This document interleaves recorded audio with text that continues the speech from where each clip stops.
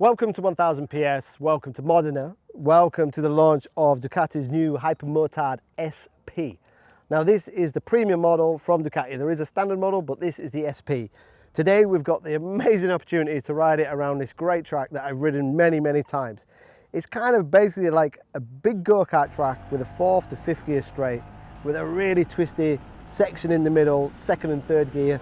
The perfect environment to test the new Hypermotard for 2026.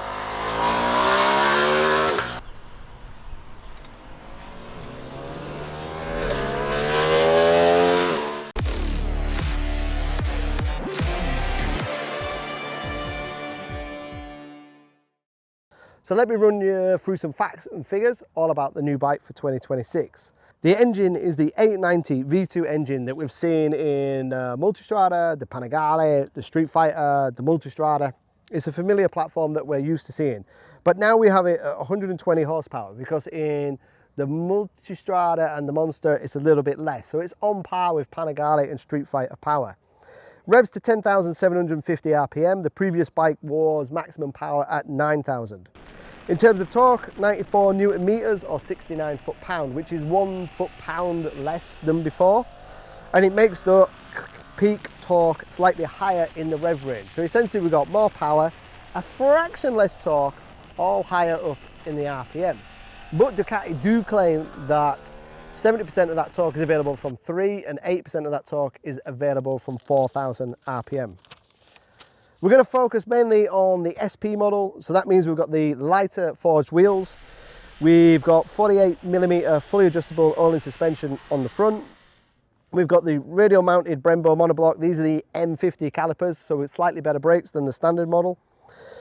We've got fully Öhlins rear suspension on the back, as you would expect. Again, the forged wheel, which makes it a little bit lighter. We've got a lighter lithium battery in there as well. It's all about saving weight, and Ducati have done an incredible job because the monocoque chassis, which is similar to what we've seen on other models using this V2 engine, is 4.6 kilograms less. The engine is a huge 6.4 kilograms less. How they've managed to save that much weight in an engine that was already light is pretty incredible.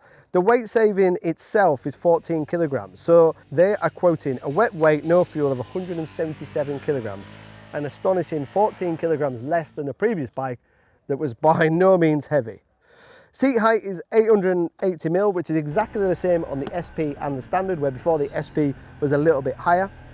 And fuel tank capacity is 12.5 litres.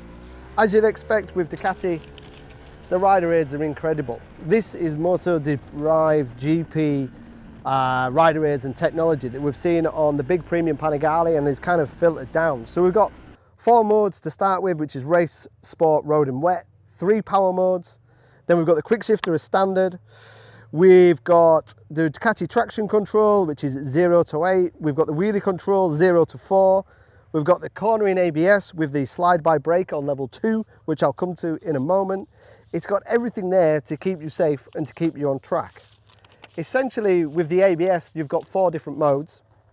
1 is still ABS on the front, nothing on the back. And 2 is the slide assist, or what Ducati actually call it, slide-by brake. By that, it allows you to slide the rear into a corner to allow the bike to back in.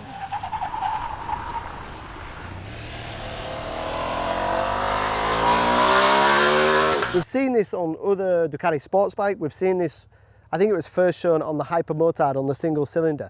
That had 2 slide-by systems, where this has just got 1. And this one is, I would say, relatively basic, but it's more aimed at new or less inexperienced riders. So at the end of the straight, 5th or 4th gear, back to 2nd, pull the front brake as hard as you can, jump on the back brake and just allow it to slide in. And everything is controlled electronically by the 6-axis IMU. So it knows how much the bike is sliding and how far out of line. There's a lot of different parameters, but essentially if you've never backed in a bike, jump on a Hypermotard, get to the end of the long straight, throw it back a load of gears and jump on the back brake and you'll have some fun. All those rider aids and all that technology is there to keep you safe and to keep you on the track. But if you're more experienced, it's quite easy to turn those rider aids off. For example, I had no wheelie control, but I still had the traction control. A lot of other bikes in this means if you turn off the wheelie control, you turn everything else off. But with the Ducati, that's not the case. You can trim the bike to the way you feel and how you ride. Quickshifter comes as standard. I had a couple of missed gears every now and then, but I think that's because the gear selector is a little bit different on this model compared to the Panigale and the Street Fighter. It uses like an off-road enduro style gear selector that is a little bit big, and my foot was accidentally touching it on a few occasions. But the feedback and the chassis is really impressive. We fitted a new rear tyre at lunch, and by the final session, the front tyre was about smoked and about done, but I could really feel what the front was doing. I could almost feel it folding in on itself, and I had a lovely feel, and when it was drifting wide, it was, all the feedback was there. You can rely on the electronics to look after you, but you can also rely on old school kind of just suspension and chassis and feel. It's not a video game where you're just throwing it into corners. There's a lot of feedback, and you feel in tune with the chassis. It's also not incredibly powerful, so at 120 horsepower, it's not too intimidating. The old and original 20-year-old Hypermotard was quite scary and quite intimidating, but now the electronics are there, the chassis is there, the feedback's there, everything feels controllable.